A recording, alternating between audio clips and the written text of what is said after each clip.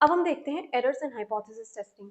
तो hypothesis testing में हम डेटा से रिजल्ट कंक्लूड करते हैं, तो उसमें एरर्स भी हो सकते हैं। एरर्स जो है वो दो टाइप के होते हैं, टाइप 1 एरर जिसे हम बोलते हैं फॉल्स पॉजिटिव, और टाइप 2 एरर जिसे हम बोलते हैं फॉल्स नेगेटिव।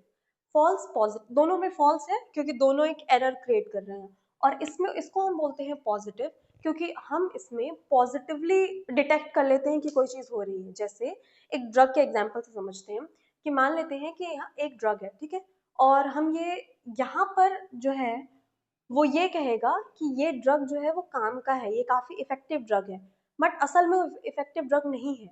तो क्योंकि हमने उसको पॉजिटिवली डिटेक्ट कर लिया है कि वो काम का ड्रग है, इसलिए इसको हम बोलते हैं फॉल्स पॉजिटिव, और असल में वो काम का नहीं है, इसलिए फॉल्स वर्ड है। और टाइप 2 एरर में हो जाता है कि हमने एक ड्रग को बोला कि ये काम का ड्रग नहीं है, हमने उसको नेगेटिवली डिटेक्ट करा कि ये काम का नहीं है, बट असल में वो काम का था, तो इसलिए इसको हम बोलते हैं फॉल्स नेगेटिव, है ना।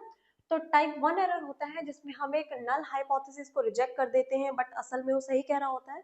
और टाइप 2 एरर में होता है कि हम एक नल हाइपोथेसिस को रिजेक्ट करने में फेल हो जाते हैं when it is actually false. इसको हम एक और एग्जांपल समझते हैं, जैसे मान लेते हैं अक्यूज्ड इज इनोसेंट, ठीक है।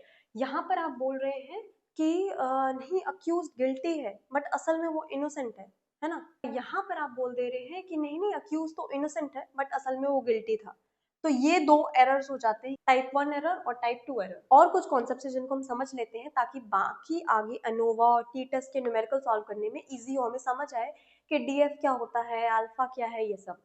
तो लेवल ऑफ सिग्निफिकेंस जो है उसको हम अल्फा से डिनोट करते हैं,